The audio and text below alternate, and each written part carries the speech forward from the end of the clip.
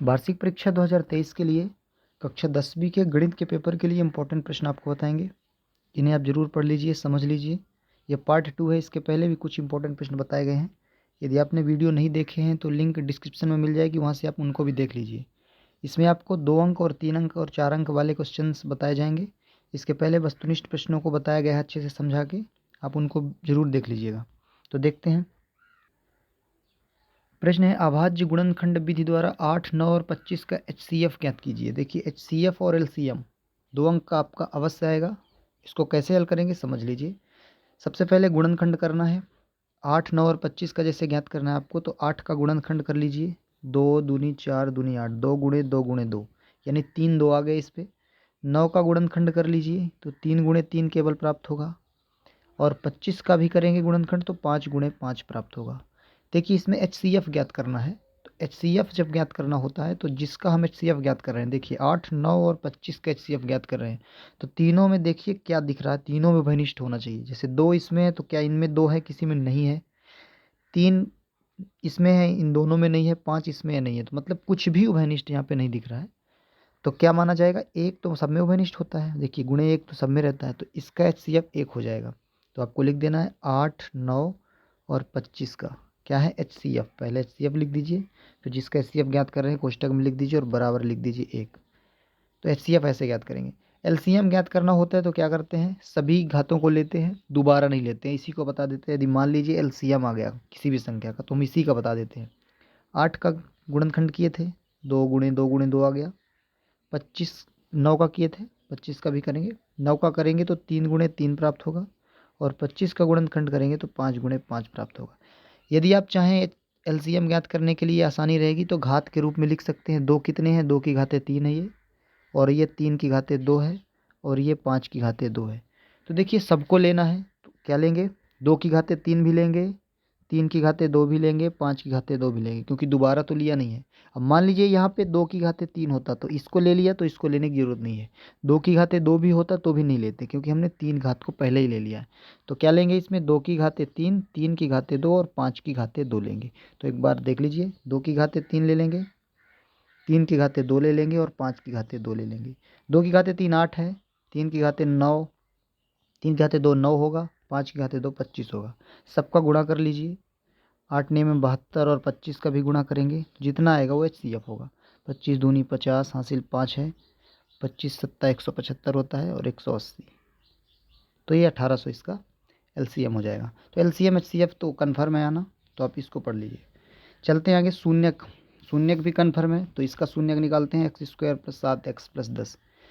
तो देखिए सबसे पहले गुणांक देखेंगे x² का, तो इसका गुणांक तो 1 दिख रहा है, तो सीधा चलेंगे अचर पे। अचर क्या है 10, तो गुणा करने में 10 आना चाहिए, और प्लस यहाँ पे लगा हुआ है। तो ऐसी 2 संख्या लेनी है कि जिनका गुणनफल 10 हो और योगफल 7 प्राप्त होना चाहिए। तो 5 दूनी 10 और 5 और 2 7 होता है, तो यहाँ पे लिखेंगे 7x के जगह में। देखते हैं कैसे, x² + 7x के जगह में क्या लेंगे, 5x और 2x, तभी तो 7x होगा, और 5 दूनी 10 भी हो रहा है, और आखिरी में +10 रहेगा। ध्यान से समझिए, यही लाइन मुख्य होती है।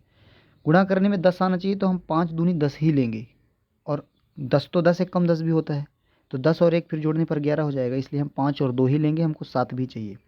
अब देखिए इन दोनों से क्या कॉमन आ रहा है, इन दोनों से x कॉमन आएगा, तो क्या बचेगा, x + 5। कैसे बचा, ध्यान से समझिए। ये x² था, इसको x² है, ये 5x है, इन दोनों के पास एक एक x कॉमन दिख रहे हैं, तो हम x कॉमन ले लिए, तो इसमें एक x बच जाएगा, क्योंकि x की घातें 2 है यहाँ पे, और इसका x चला गया तो 5 बच जाएगा। अब इन दोनों में देखिए क्या कॉमन दिख रहा है, इन दोनों में कॉमन x तो है नहीं, 2 दोनों में उभयनिष्ठ है, तो +2 कॉमन ले लेंगे, तो 2 चला गया इसका, तो x बचेगा, तभी तो 2x होगा ना गुणा करने के बाद, और अंदर 2 गया तो 5 बचा।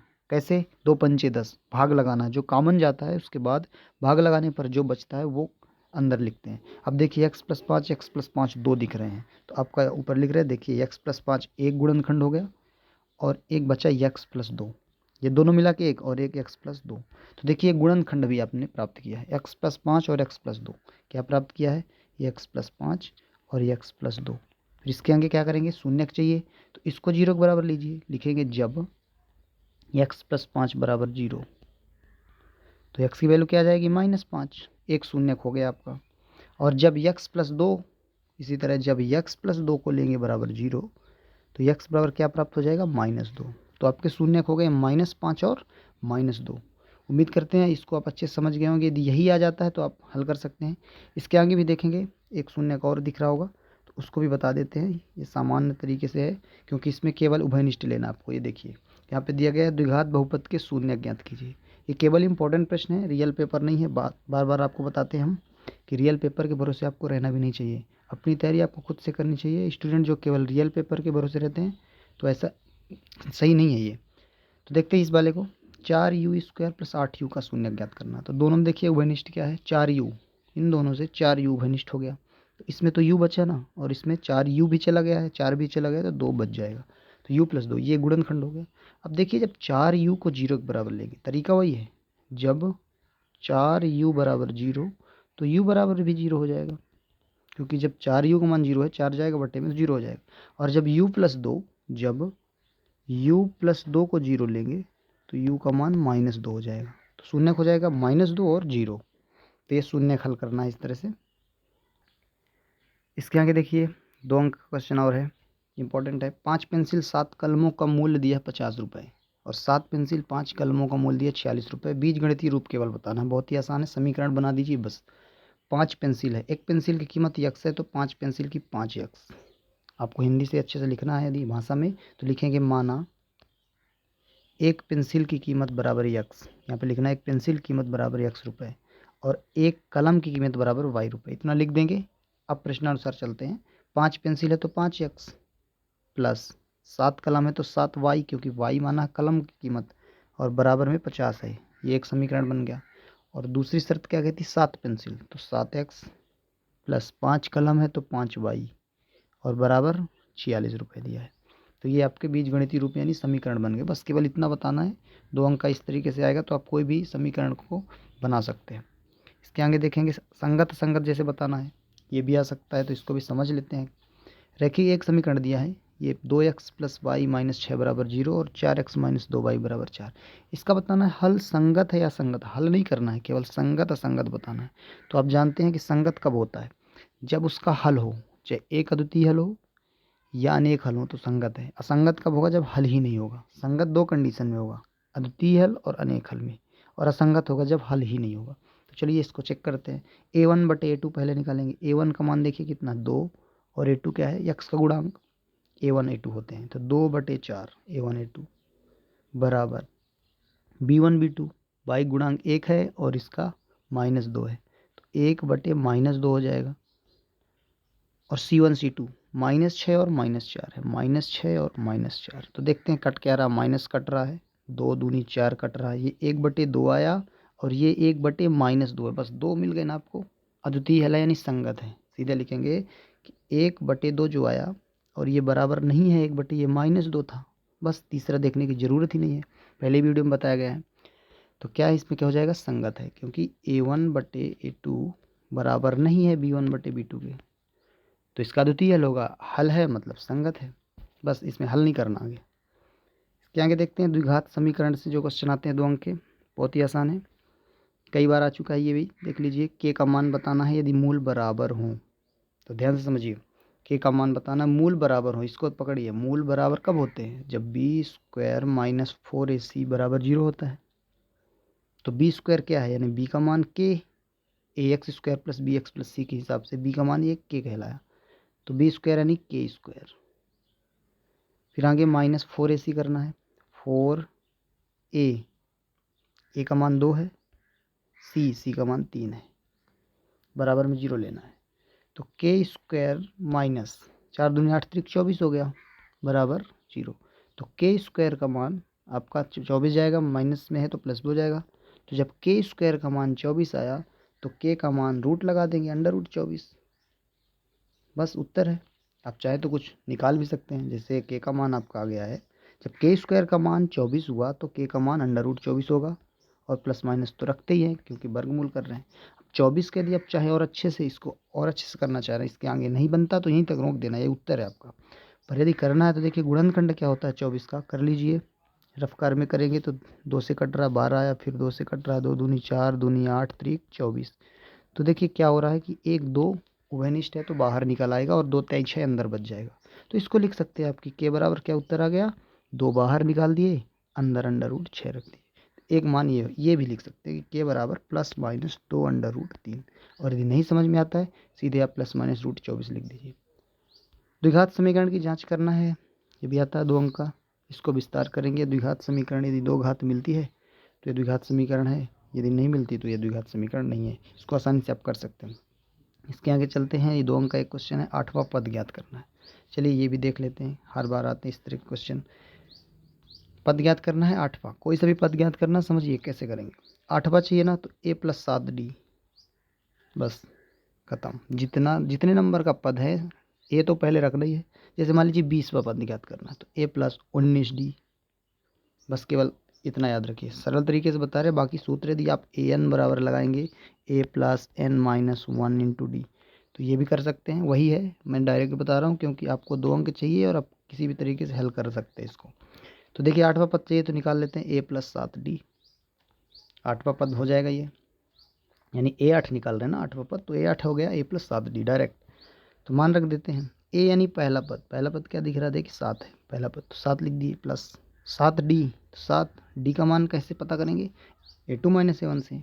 आगे वाले पद में पहले पद को घटाते हैं, तो 10 में 7 घटाओ तो 3 ही ना आएगा, तो 7 × 3, तो अब क्या हो जाएगा, ये देखिए 7 + 21 यानी 28 आपका उत्तर आ गया। 8वां पद क्या होगा, 28 होगा। बहुत ही सिंपल था। जिस नंबर का पद ज्ञात करना है, मान लीजिए 24वां पद चाहिए तो a + 23d, ए पहला पद होता है, डी कोई भी आगे पद में पहले पद घटा के प्राप्त कर सकते हैं। इसके आगे देखते हैं अगला क्वेश्चन जो बहुत ही महत्वपूर्ण होगा। चलिए आगे देखते हैं कि बिंदुओं के बीच की दूरी कन्फर्म में आता है, इसको समझ लीजिए। इस पर आसान तरीके से बताएंगे। बिंदु दिए रहेंगे 2, देखिए एक बिंदु का निर्देशांक है -5 और 7, -1 और 1 3 दिया है। इसके बीच की दूरी कन्फर्म में आना, इसको समझिए अच्छे से। बहुत ही आसान तरीके से बता रहे हैं। दूरी ज्ञात करना है, सबसे पहले रूट लगाइए। सूत्र होता है, यदि आप सूत्र याद कर सकते हैं तो x2 - x1 का whole square plus y2 - y1 का होल स्क्वायर। रूट के अंदर दोनों लिखना है। यदि आप सूत्र लिख सकते हैं तो ठीक है, नहीं आप डायरेक्ट कैसे लिखेंगे समझिए। रूट लगाए, जो दूसरी बिंदु है -1 3, तो इसका पहले का घटाना है इसका पहला, -1 माइनस, देखिए माइनस ए वाला कौन सा लगा है, माइनस दूसरा है, यहाँ पे एक और माइनस लगेगा क्योंकि -5 था, और इनका स्क्वायर करेंगे प्लस, इसमें दूसरा क्या है 3 और इसमें दूसरा क्या है 7, तो 3 - 7 का स्क्वायर। दूसरे बिंदु का जो पहला निर्देशांक है उसमें पहला वाला घटाएंगे, दूसरे वाले में दूसरा वाला घटाएंगे। तो देखिए क्या प्लस हो जाएगा, माइनस और -5 प्लस हो जाएगा, तो ये क्या हो जाएगा अंडर रूट में, देखिए ये हो गया आपका माइनस और -5 +5 हो गया। -1 और +5 मिला के 4 होगा ना, तो 4 का स्क्वायर है ये, और ये घट के -4 का स्क्वायर है, ये भी 4 का स्क्वायर, तो अंडर रूट 16 और अंडर रूट 16 प्लस में दोनों 32 हो जाएगा। 16 + 16 कितना हो गया, अंडर रूट 32 हो गया। समझ गए होंगे आप। अब 32 से 2 की गुणे 2 निकल आएगा और 1 2 बच जाएगा, क्योंकि 5 होते हैं गुणनखंड 32 के, तो 4 अंडर रूट 2 उत्तर है। समझ गए होंगे, उम्मीद करते हैं। आपको सीधा सीधा दूसरे में पहला घटा देना है, तो -1 में 5 घटाएंगे यदि, तो माइनस का +5 हुआ ना, तो 4 ही बचा ना, तो 4 का फिर स्क्वायर कर देंगे, और 3 में 7 घटाएंगे तो -4 आएगा, तो उसका भी स्क्वायर कर देंगे, तो ये 16 है और ये 16, तो ये दूरी हो गई अंडर रूट 32। तो ये दूरी ज्ञात करने को आता है, तो ये 2 अंक का हो गया। इसके आगे प्रायिकता भी देख लीजिए, प्रायिकता कैसे ज्ञात करेंगे। प्रायिकता जैसे दी रहती है तो आपको अनुकूल परिणाम निकालना है और कुल परिणाम निकालना है। जैसे मान लीजिए एक चित्त प्राप्त करने की प्रायिकता है यदि सिक्कों को एक बार उछाला जाता है, और पट करने की भी निकालना है। तो देखिए कुल प्रायिकता, कुल परिणाम क्या होंगे 2, तो चित्त एक ही होगा, था 1/2 हो गया चित्त प्राप्त करने की, और कुल परिणाम तो 2 ही होंगे, और पट प्राप्त करने की प्रायिकता भी 1/2। तो अनुकूल परिणाम ऊपर रखने हैं जिसकी प्रायिकता ज्ञात करनी है, और बटे में कुल परिणाम, तो वो प्रायिकता भी आप ज्ञात कर सकते हैं। इसके आगे भी जो कुछ इंपॉर्टेंट प्रश्न बच गए हैं, जैसे आपका माध्य हो गया 4 अंक का, विलोपन विधि और प्रतिस्थापन विधि बहुत इंपॉर्टेंट है, ये भी आता है। और भी कुछ इंपॉर्टेंट प्रश्न अगले पार्ट में एक बार और लेकर आएंगे, तब तक आप इनको अच्छे से तैयार करिए, और रियल पेपर के भरोसे मत रहिएगा, बार बार कह रहे हैं, अपनी तैयारी आप खुद से करिए।